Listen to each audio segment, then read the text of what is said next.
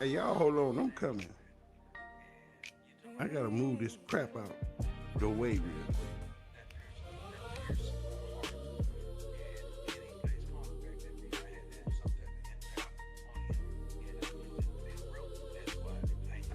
Tell y'all what. While I do that,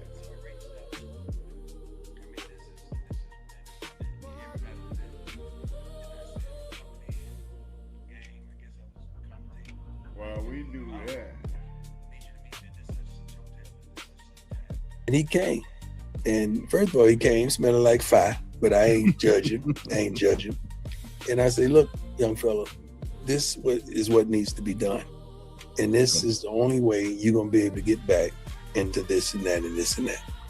And we developed the relationship with day one. One thing about Pac ain't going to lie. Pac is going to keep it a buck. I don't care if it hurts him or elevates him. He's going to keep it a buck. And he did. He was always honest with me. And I remember calling several teams and him having a workout. I sent him to, funny, his name is Duke, my boy Duke, one of the prominent trainers in New Orleans. And privately, it was a few teams that came to work him out. And he got back in. Jerry Jones put him right, probably a block from me. Oh, wow.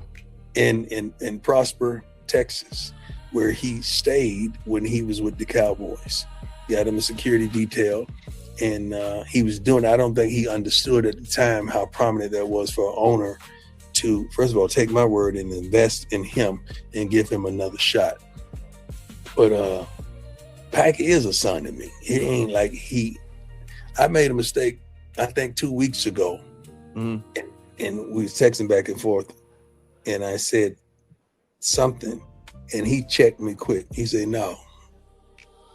I said, my brother. I love you to life, my brother, something like that. He said, no, I ain't no my brother. It's your son. He checked me. I said, and I texted back, I apologize. I love you to life, son. I truly do. So that we've been together for a long time, and he know when I call. Yeah, I'm gonna check on him, but I'm gonna make sure he's straight, and he know I love Tish's wife to life, the kids, and he know when I call, let's get it right. Because we vacate. Don't know. Dukes is currently interviewing Coach Prime live on his YouTube channel, but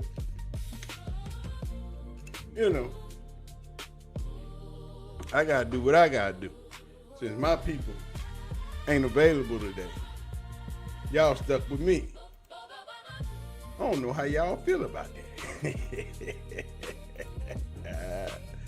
But it has been one hell of a week for one Shedeur Sanders when it comes to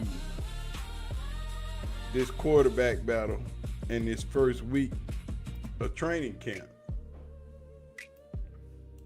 Now, we saw Coach Prime visit the other day, and we saw the hate that was spewed. Oh, it's been some hate. It's been a lot of it. But we know the haters gonna be haters. And as of yesterday, I'm still not even caught up on all the Coach Prime hate from him visiting his son at his workplace. But I saw that a lot of people had a lot to say about Deion Sanders visiting his son in Cleveland, and he wasn't even there for a long time. He was just there for a few hours. And I'm trying to understand the hate. I want to know what your problem is. You know, you got a problem with a father visiting his son? Or do you have a problem with Coach Prime visiting his son? there's a distinct difference. Because a regular player that is not as popular as Shedeur Sanders, they parents visit, they brothers visit, they girlfriends and wives come to practice and hang out at training camp. What's the problem? Or do you have a problem with that? If you don't have a problem with them visiting, then why would you have a problem with Coach Prime visiting?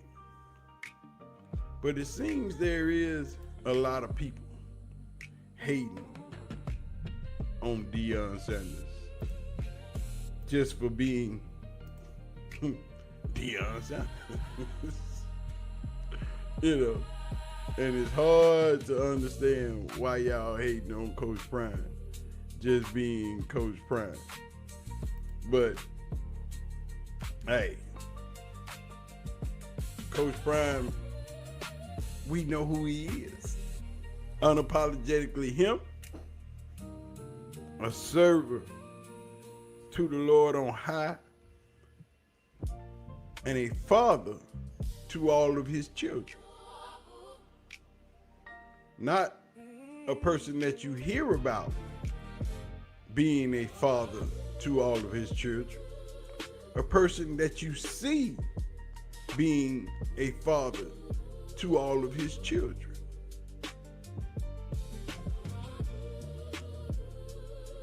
And I don't understand why it's such a problem with a lot of people.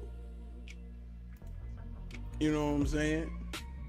Dawn is in the building as always. Spicy Chick is in the building as always. Jamel just chilling out. You know. Dino. The magnitude of Coach Prime is intimidating a lot of people. You right, Dawn. And I don't understand it. I don't see why a lot of people are so frustrated and so hateful and spiteful when a person of his caliber in Deion Sanders just simply shows up to spend time with his kids.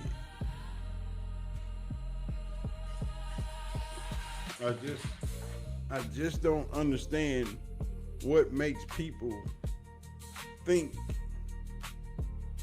that it's okay to hate one man so much, have so much vitriol toward one person and one person only, simply because they show up in spaces and do the things that we consider normal, and a lot of them consider abnormal. Murder.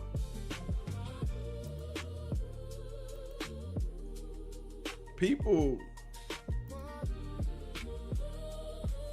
saw Coach Prime in his heyday. They saw the bravado. They saw the swag. They saw the commercials, the fame. They saw the play on the field. And for a lot of people, that is considered being braggadocious, showing off, doing a little too much. But for us, that's just doing what you do when you shining. And see, that bleeds into what I talk about a lot when I talk about the culture. When I talk about the difference in the two coaches that Shedeur has had in his 2 years in the NFL. Coaching. Todd Monken knows how to fit into the culture. Todd Monken understands the culture. Todd Monken is a player's coach. He understands the language, the talk, how they walk, the music the kids that he's coaching listens to. Kevin Stefanski, on the other hand, is night and day. He is on the far other side of that. Kevin Stefanski, Todd Monken, completely opposite individuals, personality and coaching. And it showed in both instances. Kevin Stefanski was standoffish. He didn't answer questions in the media. He didn't make bold statements. He just stuck to the script. Todd Monken, now that is what you call a character. Todd Monken has that swagger. He has that emphasis. He has that bite. He has that bravado. He has that, hey, I don't even give shit. This is what it is type of attitude.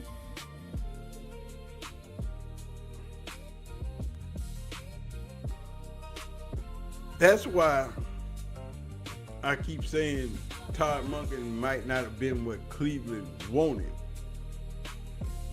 but he is damn sure what Cleveland needed.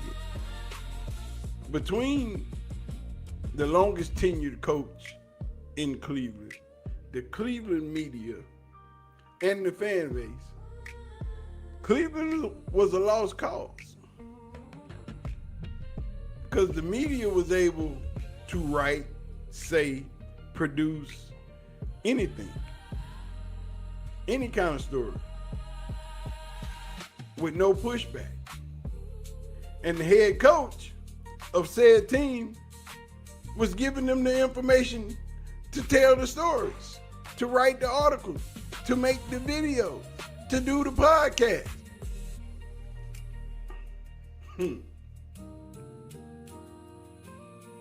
That's one bird in the hand.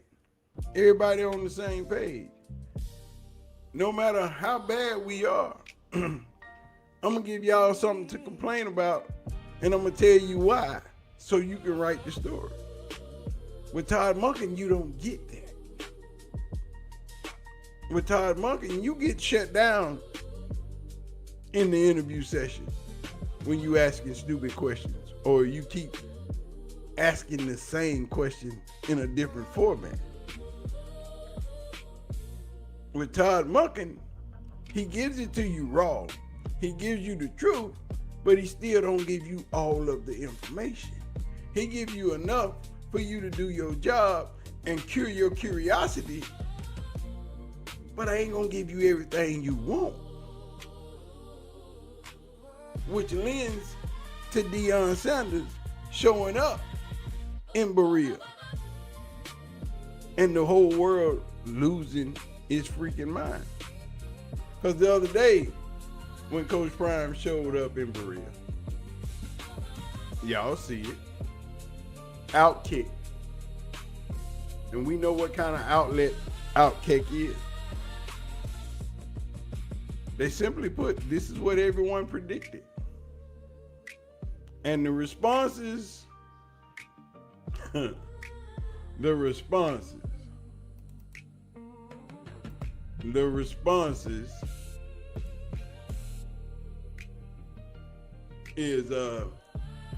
here's Archie, man, talking to both of his sons at practice, as Peyton on the right and Eli on the left with their father.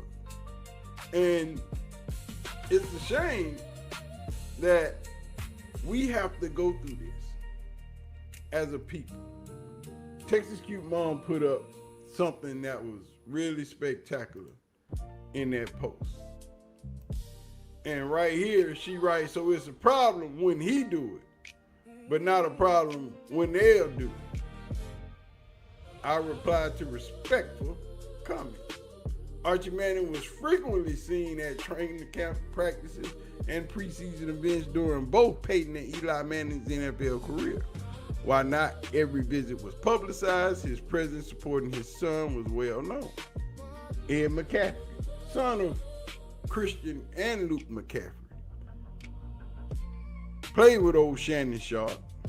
Ed McCaffrey has attended NFL events, practices involving his sons, especially Christian McCaffrey early in his career, and Luke McCaffrey during his NFL transition.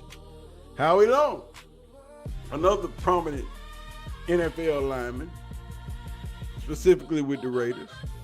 Howie Long has been present at NFL events and training camps supporting his sons Chris and Kyle Long during their professional careers. So what I'm saying is, what's the problem when crime does? What's the big deal when Deion Sanders shows up? Why is it such a problem? Everybody. New York Post, Deion Sanders meets with new Brown head coach Todd Monken. Everybody. Deion Sanders Jr. It's a beautiful thing. You see that Uncle Ruckus up there, don't you? Yeah. But one thing about this is this right here from Coach Riz yesterday on the Ken Carmen and Anthony Lyman show. He talked about Coach Prime showing up to camp, and he said all of this right here, and it needed to be said, and it should have been said. Now, I will tell you this, as Todd Monken being old like me, he does not care that Deion's there. That does not influence him whatsoever. That I know for sure. Now, it's nice because I thought Monken had a human element to it because he's like us. He's like, oh, this is Deion Sanders. This is cool. Doesn't affect how he's coaching. Now, I will say this at practice. I was so impressed with Deion and how he handled himself. So the picture I sent out, people said, well, he's standing on the sidelines.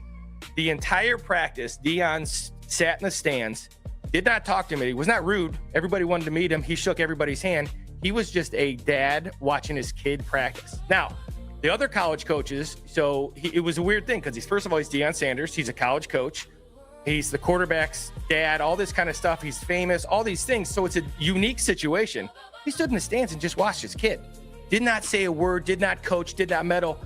I will say this, for a guy who is always made about him, wasn't about him yesterday. He was just there watching his kid. And I thought he did a good job of making sure everybody knew he was just there watching his kid. And however you think about things, that's how I thought about it yesterday. And then when practice end, right, they always stay after. Coaches go in. That's when Deion went down to see his kid. Shedeur and Wallace were throwing some routes, getting some work in. Like every other camp I've been to, everybody after practice, quarterback stays with the receiver or running back, whatever it is, and they get a little bit of work in for 10, 15 minutes. Then they leave the field. The same thing that happened yesterday. That's when he came down to see his kid. Besides that, he didn't meddle. He didn't talk to anybody. He was there watching his kid. That was it. He didn't bother nobody. He was just there to see his son. But for some reason, it's a problem. We don't know why it's a problem, but it's a problem. Emmanuel Acho had a problem. I did a whole video about it. With a man visiting his kid at camp. Why? Y'all cry about black fathers. We've heard the bull crap for years. Ain't no father in the house. Black fathers are not involved in their kids' lives. The mamas have to do everything. But he's showing up. Turned down all media requests.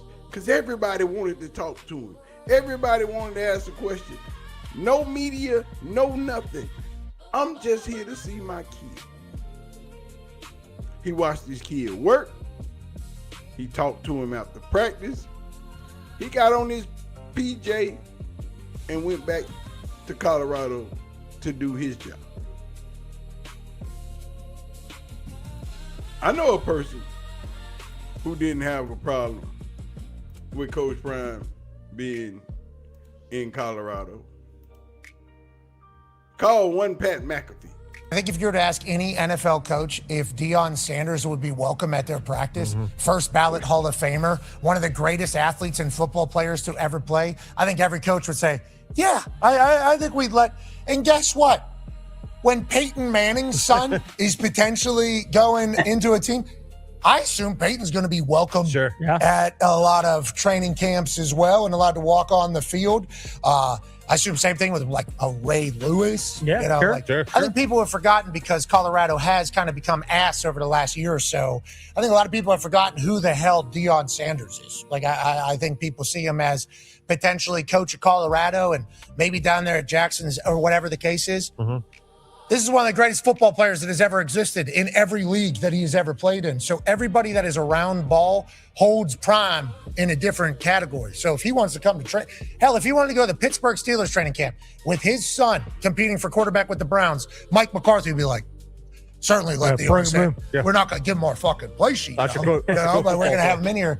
I think it is fascinating, though, the immediate response to Prime being there. And because his son is competing for the job, that there's a negative that comes from it. It's like, you know what? I hate to break it to you. Deion's going to be welcome in any training camp. Go ahead. That's also people that don't know Prime. Prime is positivity. Prime is inspirational. Prime is motivational. You want that guy around every team. He knows how to lift up people. To me, zero issue. I think he should be there more than he is. Well, he's also got a team, you know, that he's got a coach here coming up. But he's got to be, 9 toes down now? Yeah. Is that what it is? He got to be 9 toes down for Colorado, but also his son, also the NFL and football as a whole. I love that he made an appearance here and watched him there. I'm like, can we not get him a cart? You know, we got him walking pretty far. Can we get this guy a damn golf cart? That might have been too much. That might have been a little bit too much. Yeah, they might have lost their mind if they gave Coach Prime a golf cart. But a lot of us understand who Coach Prime is. The rest of them just be hate. But it is what it is. Coach Prime got his visit on. He got to see his son. And now he live with Dukes. But we digress. We move forward. Because this is the first week of training camp. And boy, has Shedeur Sanders been showing out this week. Practice is going on right now. But Shedeur Sanders has been showing his natural behind this weekend. This week in training camp. Shedeur Sanders has pretty much done what we figured he would do this week in training camp. The numbers show for itself. The third day in training camp, Shedeur Sanders was 21 of 26 with 0 touchdowns, 0 interceptions. Deshaun Watson was 18 to 27, 11 to 17 was Dylan Gabriel. Young Taylor Green was 4 or 5. And we saw Shedeur Sanders just out here balling. Just balling all the way out. You know, Shedeur has been doing the most. Just out here getting down. Just showing out. And this video is courtesy of Cameron Justice. This is all the Shedeur's work out on yesterday. Shedeur has shown more than the improvement that people didn't expect. Like I told y'all, like I've been telling y'all, year 2 of Shedeur Sanders has been different in every spot he's been in. Year 2 in Jackson, different. Year 2, Colorado, different. Year 2, Cleveland. What you think gonna happen? Regardless if Deshaun Watson starts the season or not, Shedeur will play. And even if Deshaun Watson plays all 17 games, the Cleveland Browns are fully invested in Shedeur Sanders. It's something the media hasn't figured out yet. That the Cleveland Browns next year will give Shedeur Sanders his full 17 games.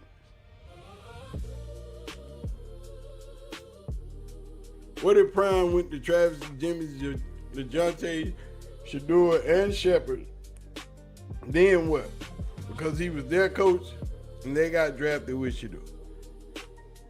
Yeah, Prime could have went to everybody's stuff. Watson threw another pick not too long ago. Deshaun gonna throw a lot of picks. I told y'all that. Deshaun can't read defenses the way people think he can. Deshaun is frantic when that pocket collapses. Deshaun, when everything breaks down, Deshaun don't know what to do. Deshaun does not know how to operate in chaos. Franchise quarterback QB1 Pro Bowler Shedeur Sanders will soar the new Cleveland. Imagine this was a game. Deshaun would have 2 touchdowns and 3 picks already. And that's horrible.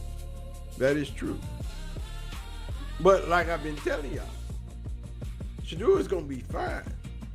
Regardless of how this training camp ends, how preseason ends, how the season starts. That man right there, Jimmy Haslam and Andrew Berry, I promise you they know what they got.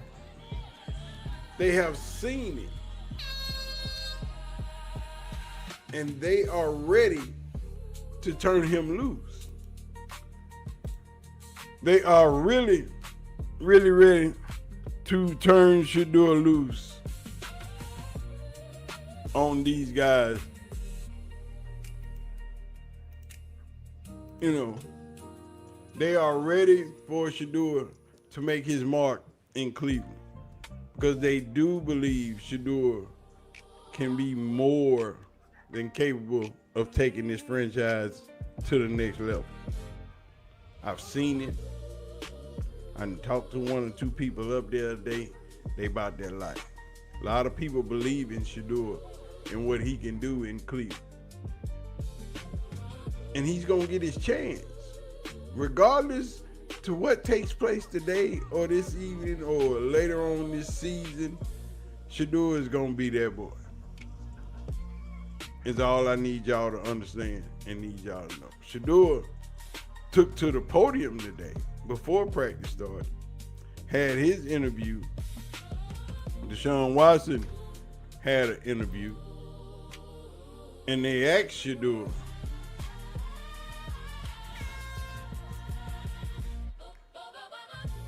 about let's go to, and you get to see Shedeur showing off in practice right now. He got to look at the mother wheels. But do you hear that? Do you hear them people? Do you hear the people screaming and yelling and wanting Shedeur? It's just new here. I would say it's I wouldn't say like that's anything new. I would say it's just new here. I would say it's I'm thankful that I am able to have a platform and that I'm an inspiration for a lot of people. But I wouldn't say it's super surprising. I wouldn't say it's surprising. I think the work and everything that we put into it and just overall how life is going so far, I think that's just what comes with it. And I appreciate those relationships. And forget the kids, what about the parents that brought the kids?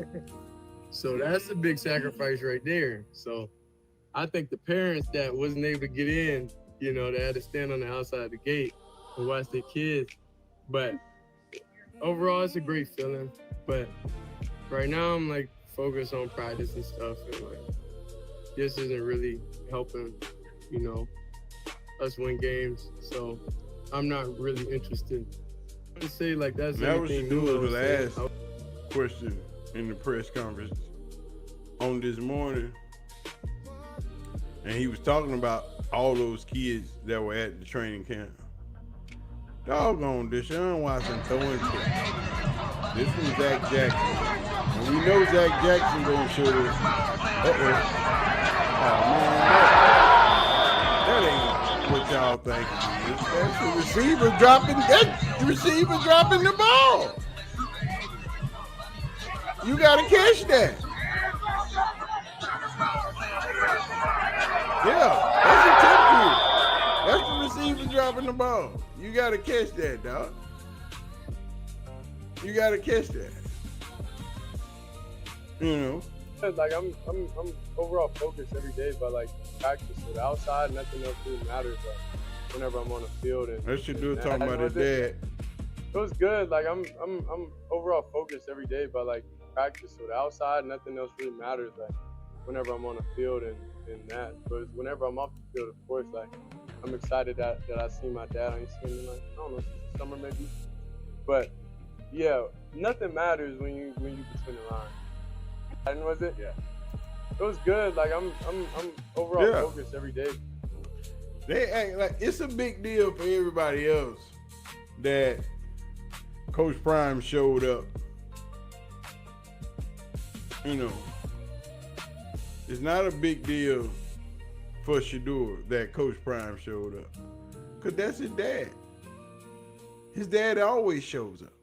His dad has always shown up for him all of his life.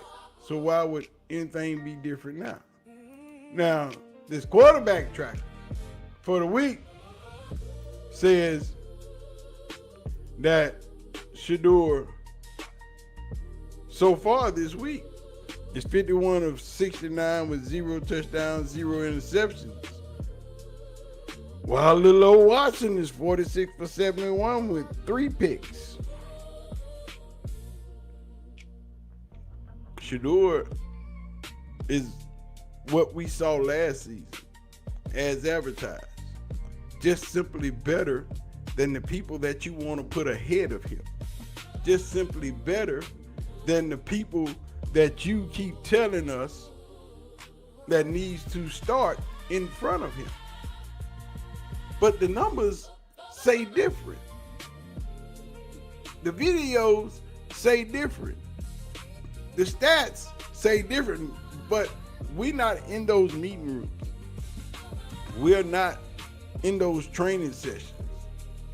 We're not watching that film. And we don't know what all went on in practice. We can all speculate. But from the outside looking in, everybody keep trying to say Deshaun is ahead. From the outside looking in, it don't look like that to us. Because all they complained about last season was Shedeur's numbers. This is what the numbers say. Now, this is what the numbers say. Just like last year in training camp, the numbers said different. But will we get the same result that we got last year coming out of training camp, coming out of preseason? Somehow, kind of doubt it. Because I think Todd Monken is a person that'll go to the mat for a player that he believes in. No matter what ownership says, no matter what the GM says, if they're trying to tell you to do something different that's diametrically opposed to what you want to do with your football team, I think Todd Monken is a person that will go to bat and stand 10 toes down for what he believes in. And I think he believes in Shedeur. He's already proven that fact. He tried to draft him, recruit him out of high school, draft him into the pros, and finally gets to coaching. And it's funny how God works. Todd Monken been doing all this work trying to get his hands on Shedeur, and the first job he gets as a head coach, guess who his quarterback is? He didn't want to go to the Ravens last year. Todd Monken was like, dang, I could have got him. He ended up going to the Browns, and look where Todd Monken at. Told you, my grandma told me. Best way to make God laugh is to tell him your plans. Because that might not be what we want to do over here. You know. But hey, it is what it is. This is where we at. And Shedeur is out here clowning in practice, doing what we all know he's capable of doing. It's unusual to the Cleveland media. It's new to the Cleveland media. All of this is unfounded because the Cleveland media simply did not do their homework when Shedeur Sanders was drafted because they were too busy listening to all the outside noise and the pundits that didn't like Shedeur. They didn't like Shedeur. Darryl Rowder tweeted not too long ago, Shedeur Sanders got himself figured out in year 2 with the Browns. As for any reflections or comparisons to experiences at Colorado as a player, that's a non-starter.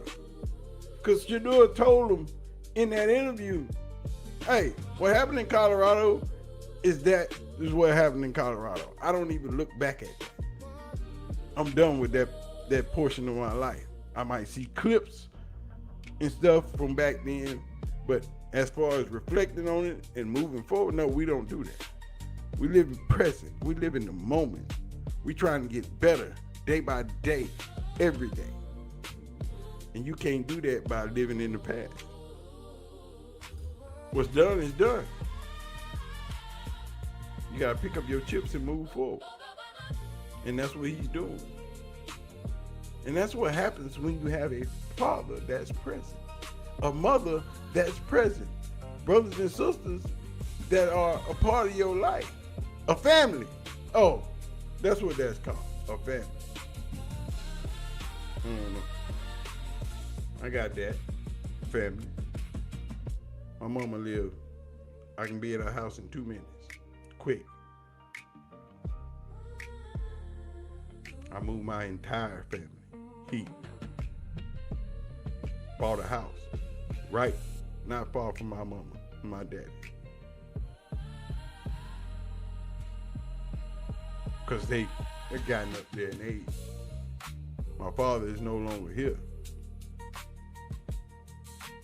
But my mom is right around that corner.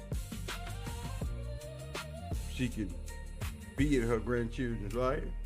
She can see them whenever she wants to see them. Just come around here, put the code in the door, walk in the house. She ain't even got to call, ain't got to knock, ain't got to do none of that. She is welcome at any time, anywhere.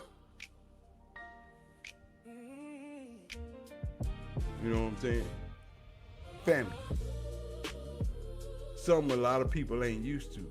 And it's something a lot of people ain't used to us presenting, or they live with the narrative that we don't do that when they are so wrong. A family? Oh, we get down like that. Now, as a group, different story. But as a family, oh, you get the business about people's family. Go around and talk about somebody's mom and see how that work out for you. Ain't gonna turn out too well. And that is what the Cleveland media has a problem with. That family atmosphere, that father showing up. Shedeur, mama, is in Cleveland, which most people don't know. She show up in a few videos from time to time. You'll see her in Shiloh video, but that woman travels back and forth to make sure her kids are straight. Shedeur needs something, she there. Shiloh needs something, she there. The girls need something there. that family dynamic, that strong bond, that one thing that holds people together. And these people in Cleveland have a problem with it. They have never had a personality like Shedeur Sanders in Cleveland. They thought Baker Mayfield was big time. They thought Johnny Manziel was somewhat of a superstar. But see, a lot of the reporters yesterday got to see those kids reacting to Shedeur Sanders, the player, the person. And they was in awe. Like, these kids really like that dude like that. Yeah. Like that. This ain't no play. This is for real. And they wonder why he documents everything. It has to be documented because you will lie on him. And then we just pull the receipts. And Bucky just says, nope, you're wrong. Here you go, my friend. Has to be. They know this. Because Dion dealt with it. And they've been dealing with it since they were teenagers. And you will hear Anthony Lima on his show talk about Shedeur and his camera crew. It ain't a camera crew, it's one person. One. Not a lot. It's just one person.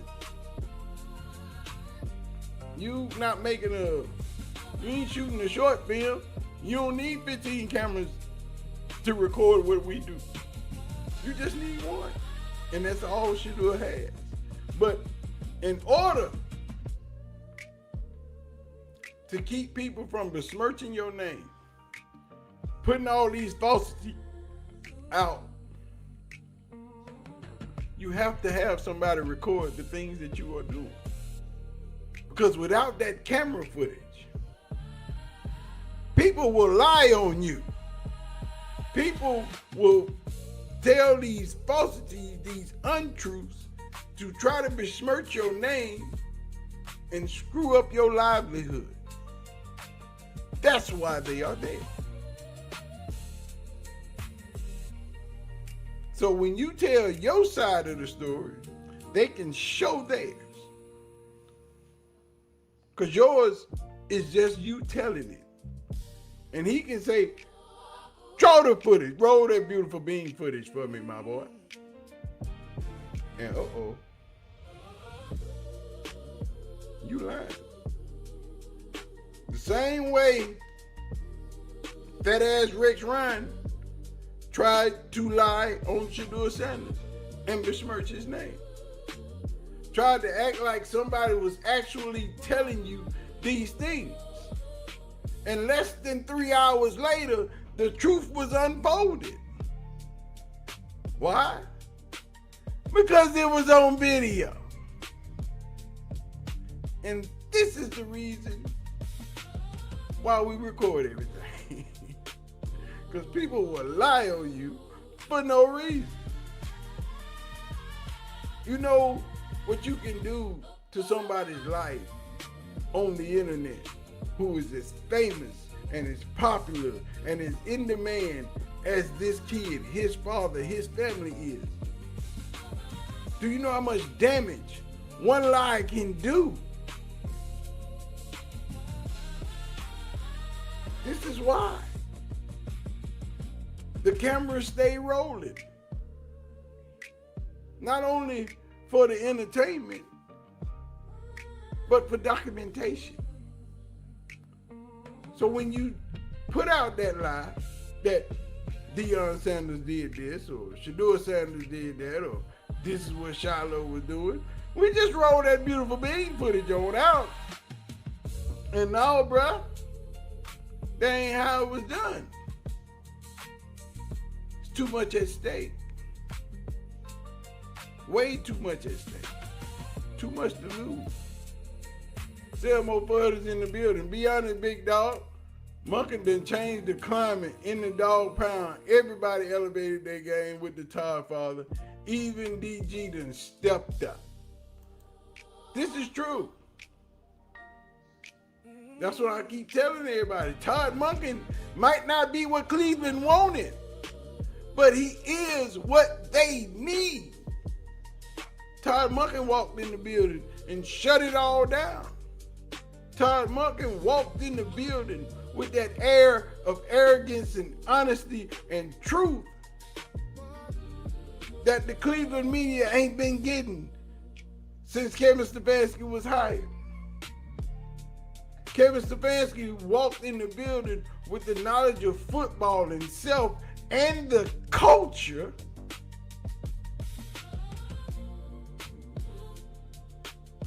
that everything in Cleveland is elevated.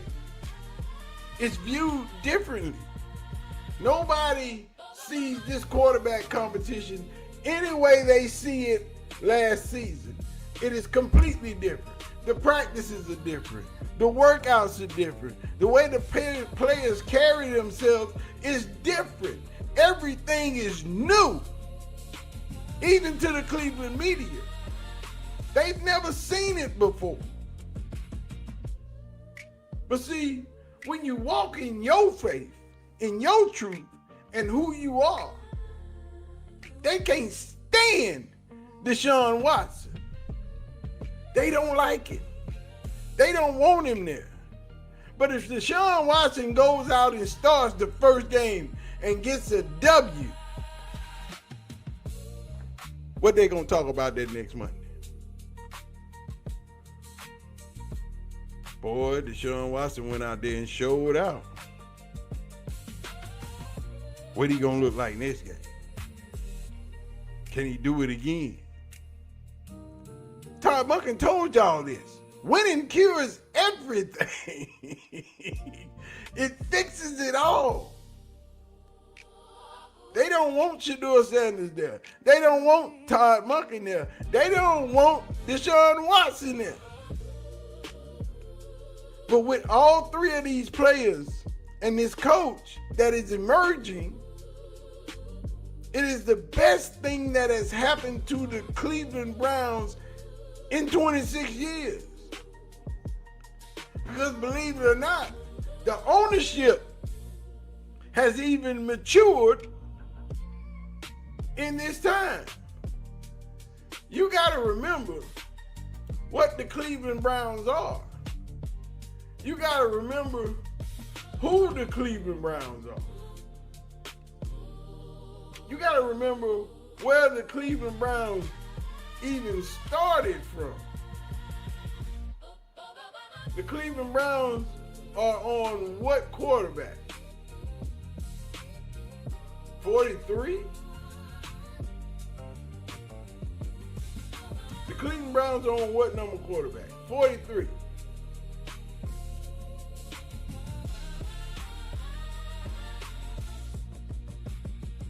If you've been rocking with the Cleveland Browns since about 1999, you've seen probably about enough dysfunction to probably last you about 3 lifetimes.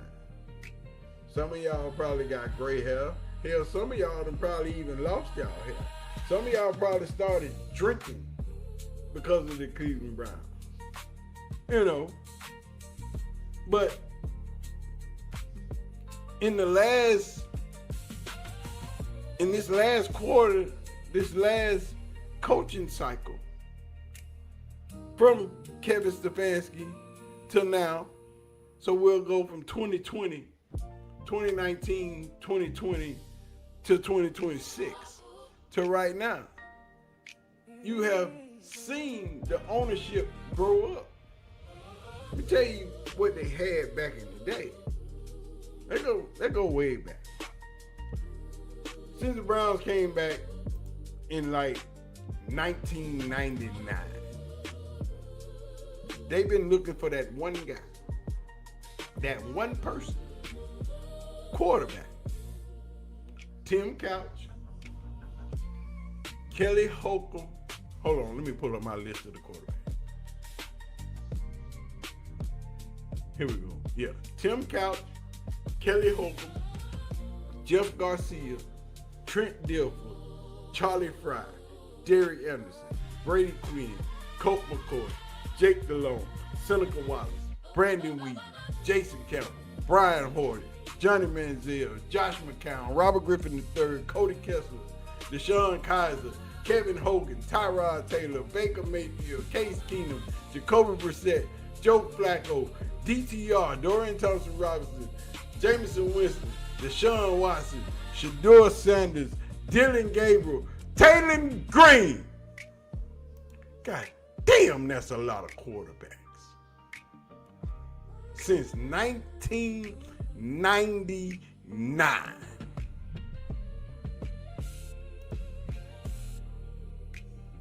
But that ain't the half of it. Like I told y'all, Kevin Stefanski is the longest tenured coach in Browns history.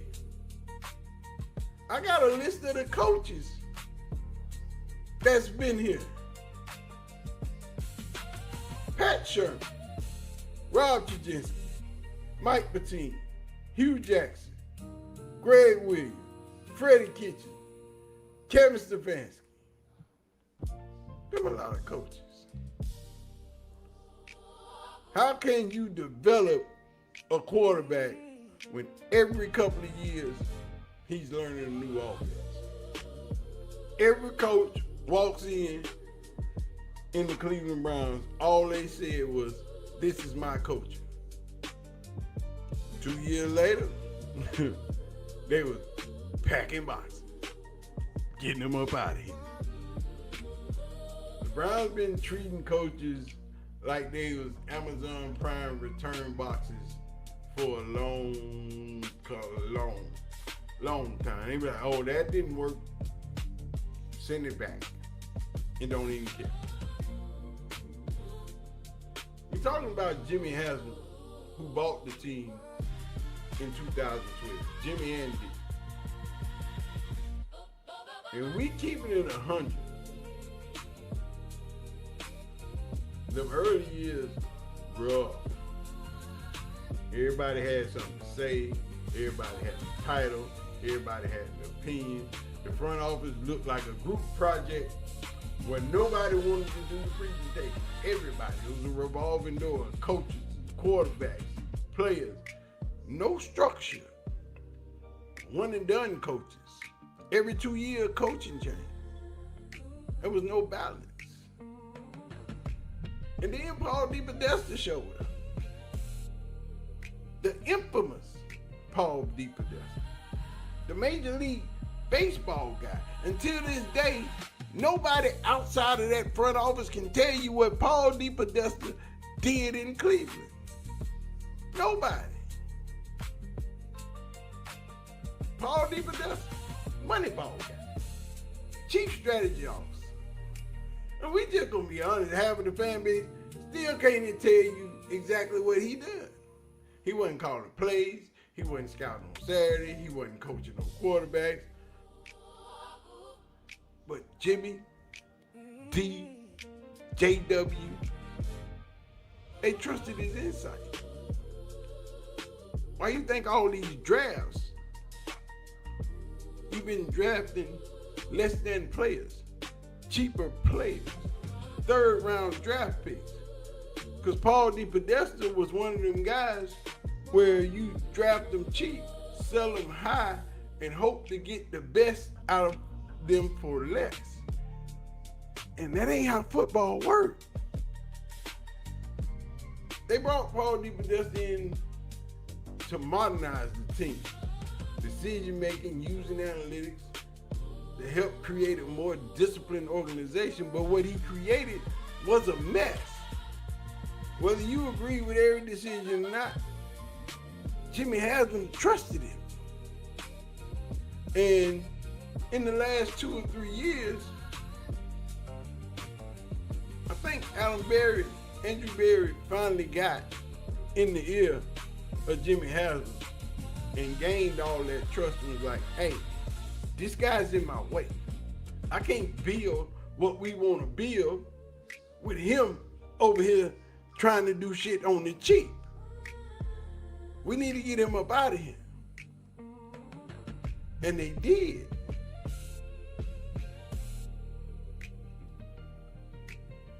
They got rid of Paul DePodesta. How them last two drafts looking without Paul DePodesta?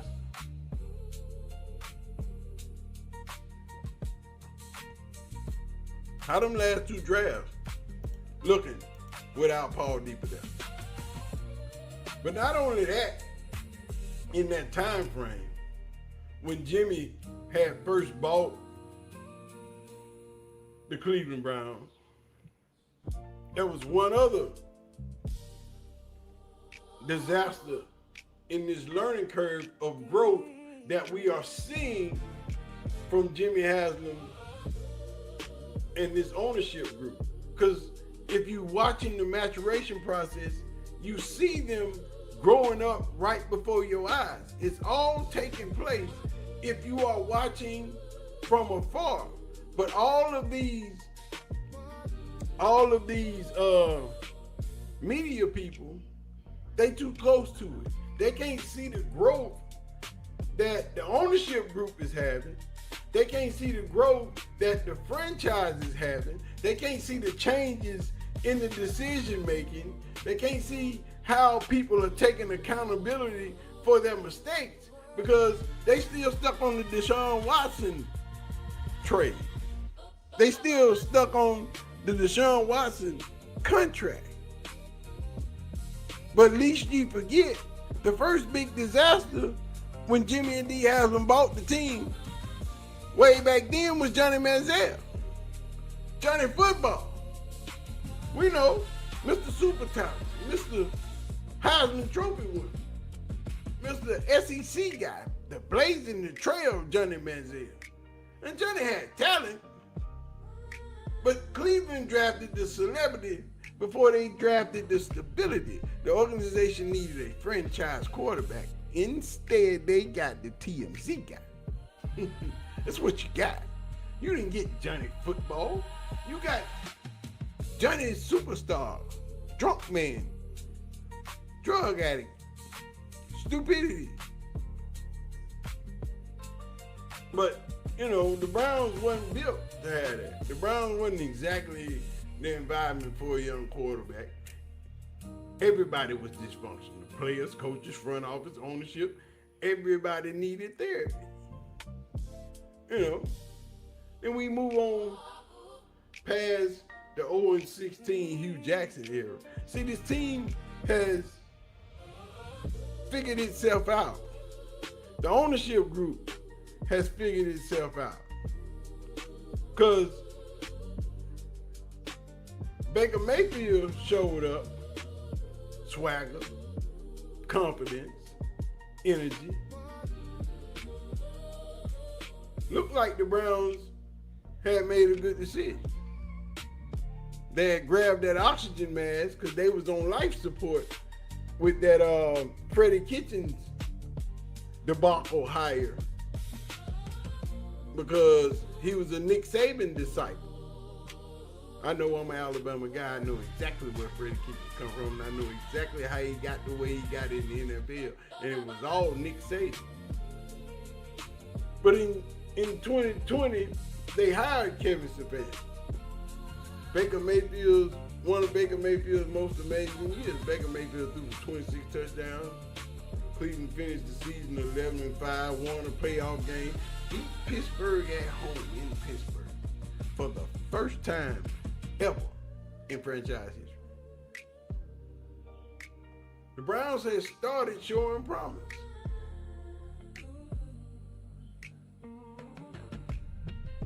But what happened? Baker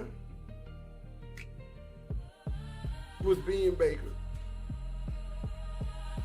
The Browns front office was being the Browns and wasn't owning their mistakes. They wasn't. And plus, they was listening to Paul DePodesta. And Kevin Stefanski was the head coach. And this is where the maturation started, the process started. This is where the Browns started growing up. The old Browns were gone. They weren't losing that bad. after they hired Kevin Stefanski. So we getting rid of the old Browns. The losing every other season. The firing everybody every other year, every 2 years. This is what started the elevation, the new evolution of the new Browns. Kevin Stefanski's been on the job for 6 years.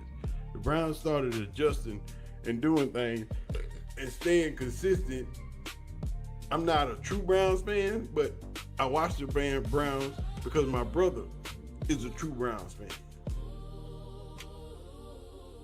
Kevin Stefanski is still the longest tenured coach in Cleveland. And that wasn't no accident, because Jimmy and Dee Haslam had learned the lesson that you can't continuously fire a coach every year, every other year, and expect to win. But in the middle of all this was that one guy that everybody hates. It was that Deshaun Watson trade.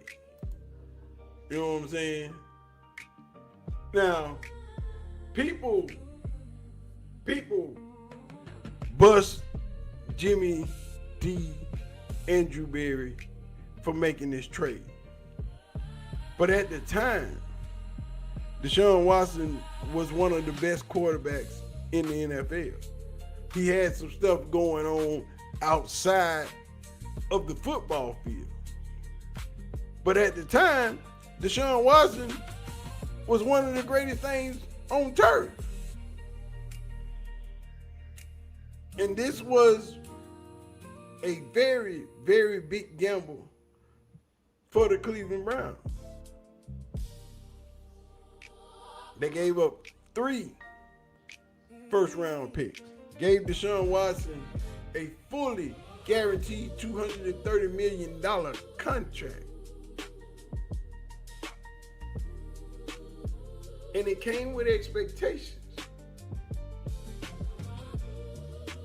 This wasn't for just getting a quarterback.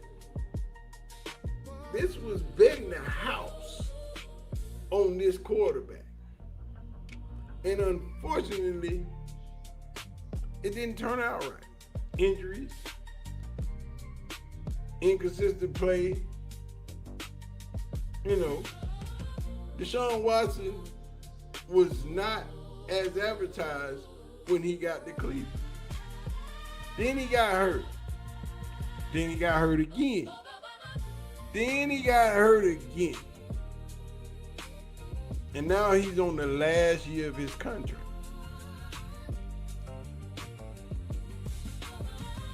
Now, everything that Cleveland did to get Deshaun, it hurt. Because when you're talking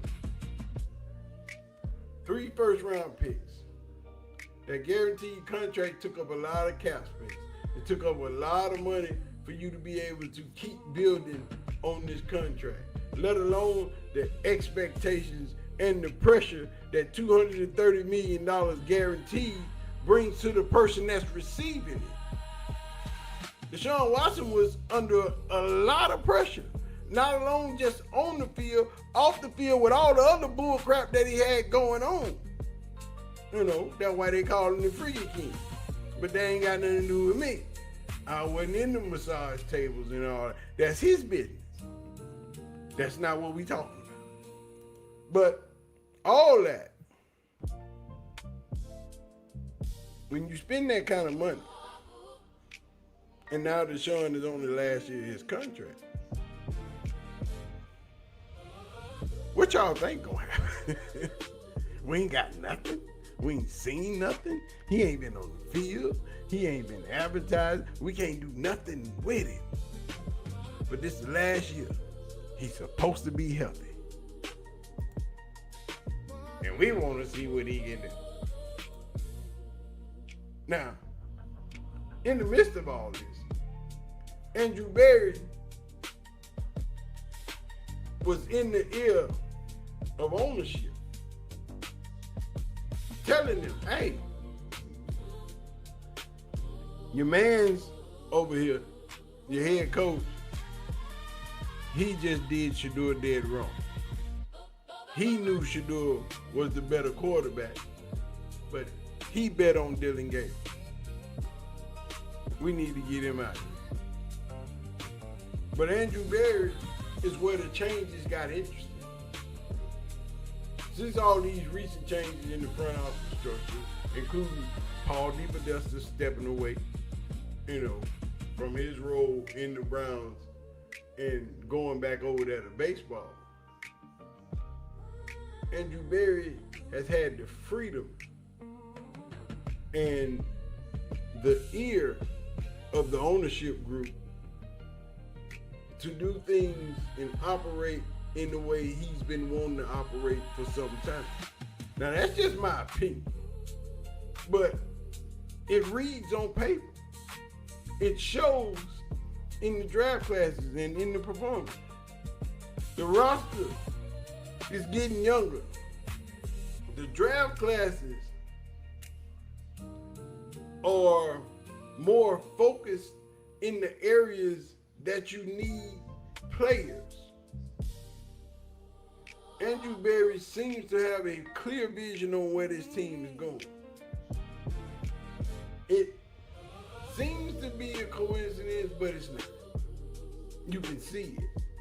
The decisions are a lot clearer with Andrew Berry without Paul DePodesta getting in the way. Now we get to Shedeur Sanders, what we all here for. I will stand on this, and I will stand on it 100 times. Andrew Berry drafted Shedeur Sanders. Andrew Berry probably wanted to draft Shedeur Sanders with that number 2 pick. But NFL got their way. And Shedeur ended up in the 5th round. Still ended up with the Cleveland Browns, even though they drafted Dylan Gabriel. That's Kevin Stefanski's pick.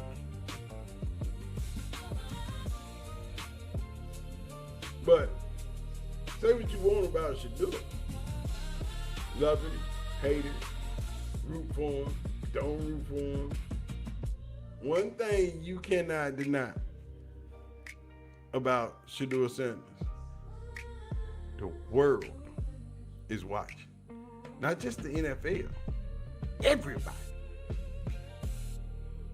This is the most media attention the Cleveland Browns has ever had in the existence of this franchise. Period.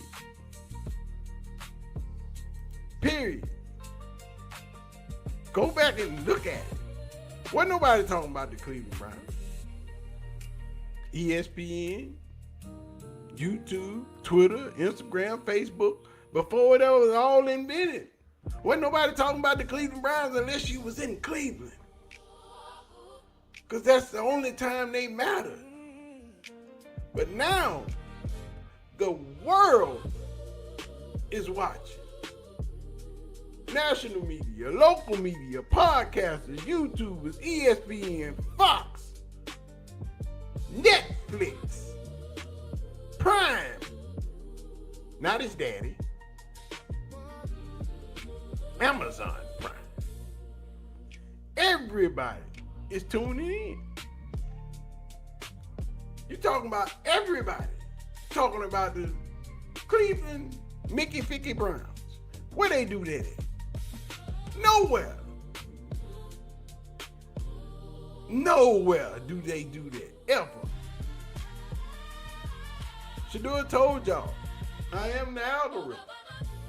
And he wasn't lying. They just mad that he said it.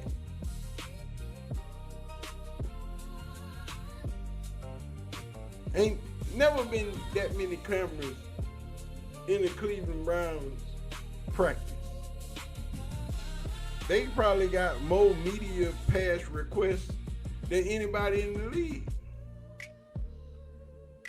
Since Shedeur has been in Cleveland. The excitement, the reports, the cameras, the clicks, the conversation. Cleveland don't lead on Sports Center. Cleveland don't lead on First Take. Cleveland don't lead on Get Up.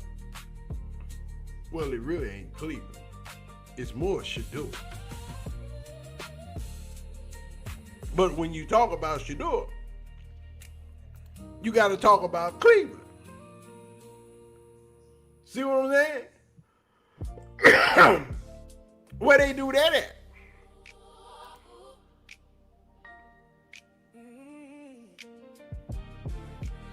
Now, he still got to get his way on the football field. But it is the most interesting quarterback battle in the NFL. He gonna earn it. They ain't gonna give it to him because Todd Monken ain't that type of quarterback.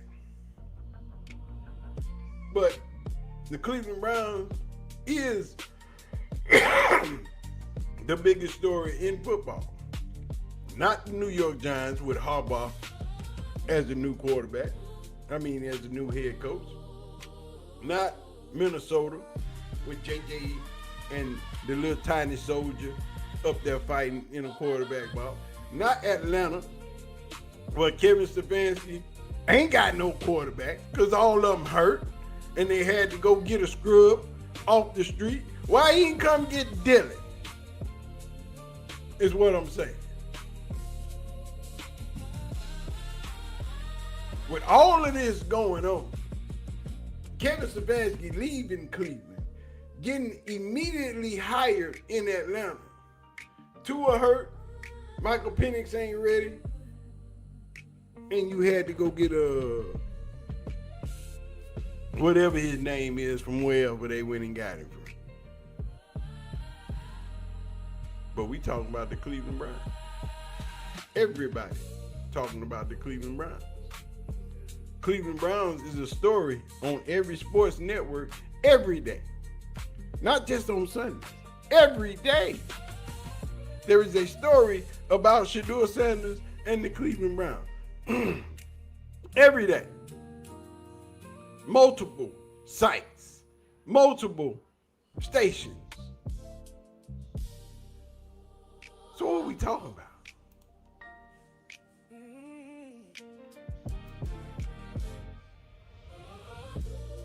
We're talking about this growth of the Cleveland Browns. Because the way they've been talking about Todd Monken in the Cleveland media is that if this don't happen and that don't happen, then Todd Monken gonna be fired. Todd Monken ain't going nowhere. Shedeur Sanders might not start the season now, but next year, I keep telling y'all, Shedeur Sanders is your quarterback. I need you to understand this, Cleveland.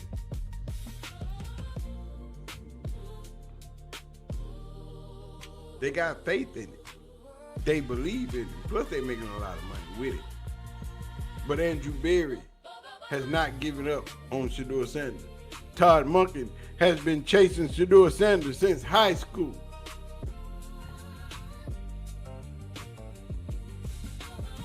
Funny how Jesus and his father do their job. You don't see it until you get there. And Shedeur Sanders and Todd Monken, two different paths, have intersected in several different ways. But they were always repelled away from each other. He wanted him to go to Georgia, couldn't get it. Wanted him to go to Baltimore, couldn't get it. Lost his job in Baltimore. And guess where he ended up? With the person that he has always wanted to coach at every instance, right in his freaking lap.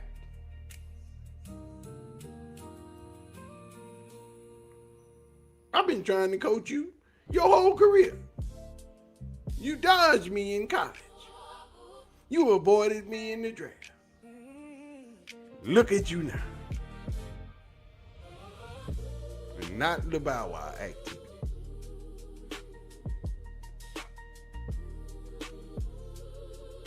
I'm just saying.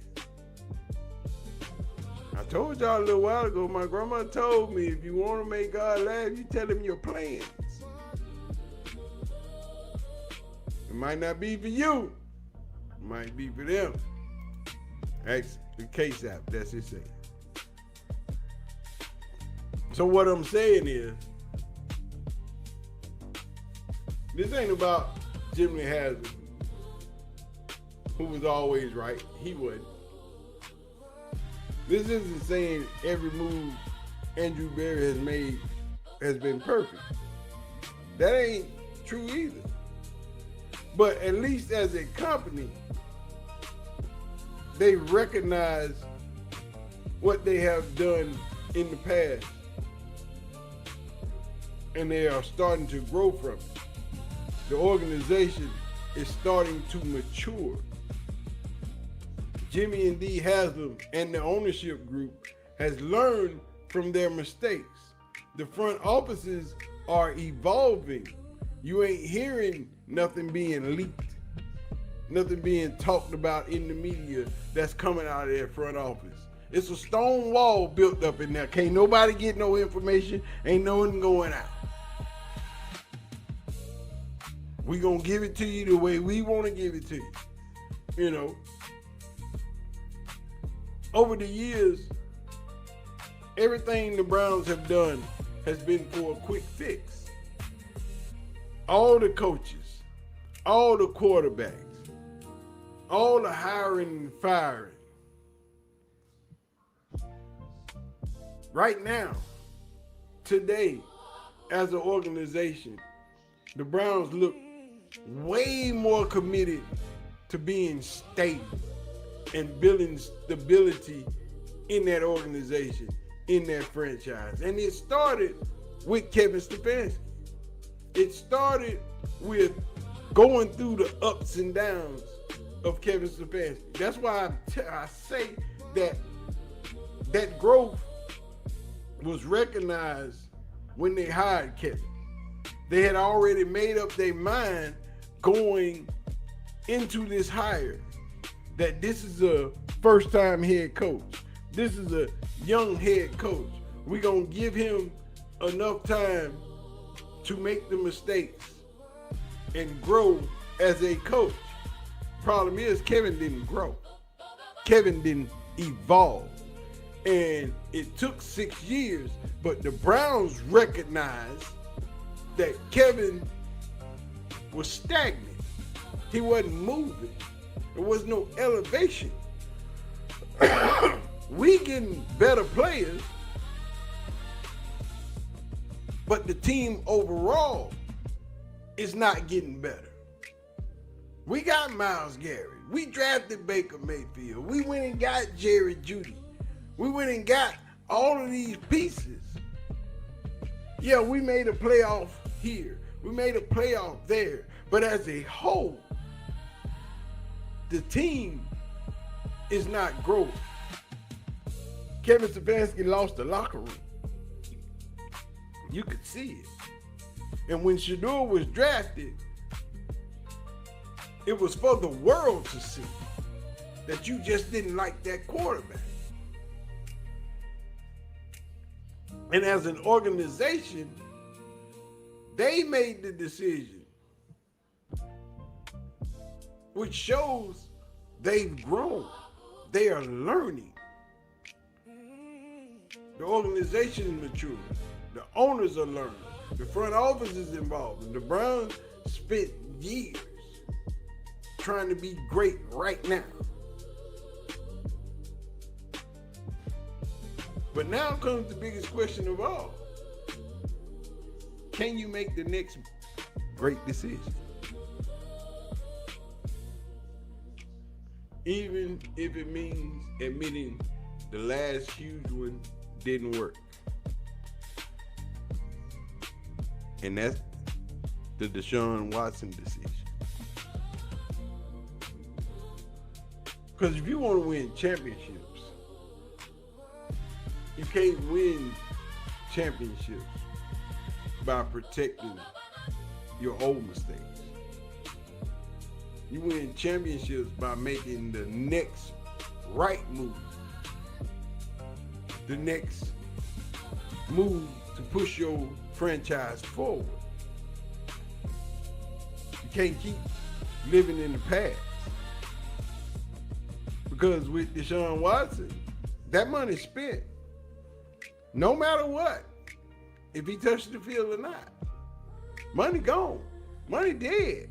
Money is out of here.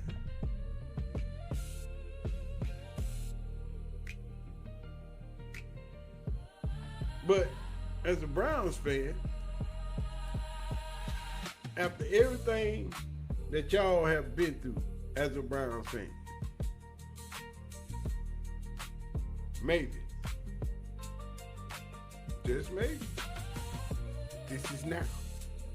This is that time. This is it. This is where you start that next chapter. As Todd Monken has said in his interviews, right here with me, this is where I want people to say it started. This is where it started being great. This is where everything changed. This could be it. This could be it. You know? So my point is, the Browns didn't magically become smart overnight. They learned. They made some mistakes. They stumbled. They fumbled. They failed. They hired the wrong people. They drafted the wrong quarterbacks. They took damn near every shortcut they could take to get better, and yet none of it has worked. And they made one of the biggest quarterback investments in NFL history. But right now today, everything looks different. And you can see it. The organization feels a little bit more stable than it did a decade ago. But now is the biggest test of all time. Can you keep making football decisions based on what's best for the team?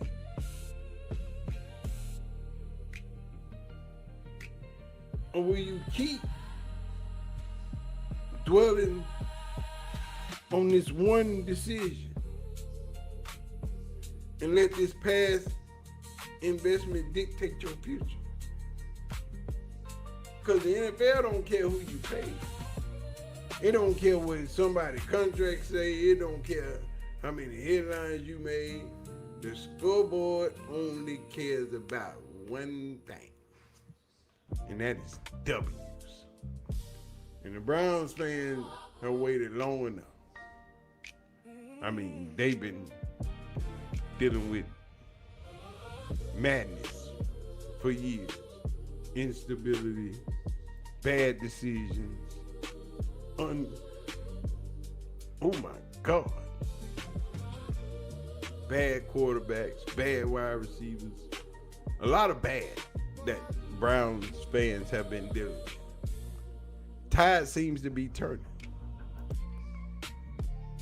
Can they hold on is the question.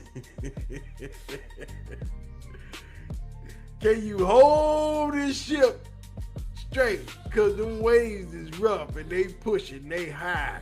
Water coming over the bow. Can you hold the wheel and ride these waves out? Because once you get past the waves and this choppy water, smooth sailing, sunrise, sunsets, champagne wishes, caviar dreams. But you gotta get out of this choppy water. You gotta get out of them. Them waves is hitting. They 15 feet coming over the left back, coming over the left side. Port side, they just coming. You take it on a little water. You gotta be able to ride it out. Cause it's rough. But anyway, we ain't talking about nothing I was supposed to talk about today. We ain't even got on the Shedeur stuff. I just been in here, getting it in. You know what I'm saying? I just been in here, getting it in. The real Nike sent them 30 jewels. Jenkins. Sent them jewels. We got them jewels. We take all the jewels, you know what I'm saying? But I don't even know what didn't happen in practice today. All right. What? It's a new season. It's the new Cleveland. Everything will be treated in a different manner. Somebody got to boss up. Appreciate them 350 jewels, Tyra.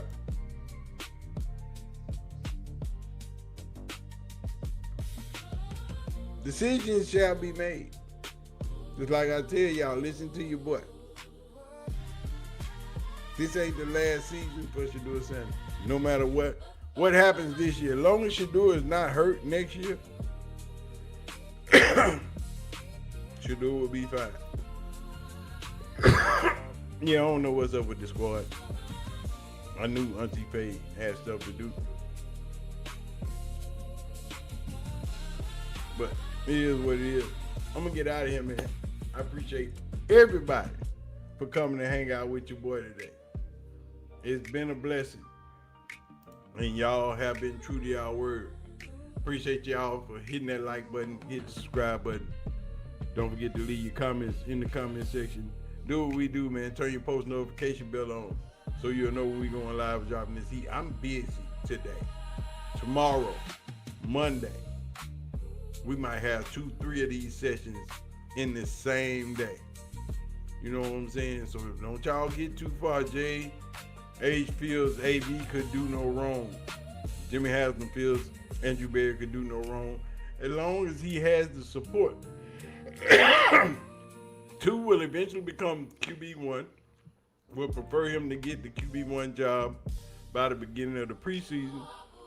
But I know he'll play this year. Yeah. Did you guys see how Shedeur is running fast? Yeah, Shedeur was doing speed training in the offseason. People didn't pay that no attention. Which I said he should have been doing 2 years ago. But, you know what I'm saying. It is what it is, man. I appreciate y'all for watching. I'm going to get out of here. I got to go jump on this road. I'll be watching everybody else's videos while I'm on the road tonight. Because I know Dukes was live. I know G. Bush is at practice today, so he gonna go live when he get back. I know FBT probably dropped like 30 videos. Mad Dawg gonna drop 4-5 videos a day. And I'm gonna be on the road watching them all. Auntie Faye might drop a video or 2.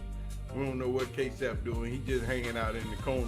He been dropping Officer Tatum videos, so go watch them. You know what I'm saying? Get your intellect on. Learn about what's happening in the world. You know. So, y'all stay here. Because I'm watching everything. And then you know, I'm going to drop a bunch of videos tomorrow and then we still going to go live. You know what I'm saying? I might drop 9 videos tomorrow. I got so much to say and so much to talk about. There's so much stuff out there for me to do. But we're going to drop a lot of videos tomorrow. So y'all better be up. Y'all better be ready. And y'all better be ready to watch all these videos. They might be about 10 minutes average a piece. But we going to drop them. But anyway, I'm going to holler at y'all. Appreciate y'all for hanging out. Peace out. Big snacks, big snacks, big snacks, big snacks, big snacks, big snacks, big snacks. Let's go. Big snacks, big snacks, yeah. Big snacks, big snacks. Before you go, hit that like and subscribe. Join the family, come along for the ride. Sports, culture, life, yeah, we talk it all. From the Browns to the Buffs. across every rise and fall. See you aunties, I appreciate the love. Big snacks in the building, man, it's all aboard. G Bush, K-Sap, Auntie Faye in the mix, Mag Dawg TV, Money Man, that's the click. Hey, hit that bell, ding, don't miss a thing. Hey, leave a comment, talk to me at your voice ring. Let's go. Share with your people, share with your crew. If you're rocking with big snacks, rocking with you. Big snacks, sport, culture, life. Big snacks, we getting it tonight. Big snacks, the movement too strong. Big snacks, we'll catch y'all in the next one. Hey! It gets dangerous. See you aunties, Browns Nation, Buff Nation, your boy.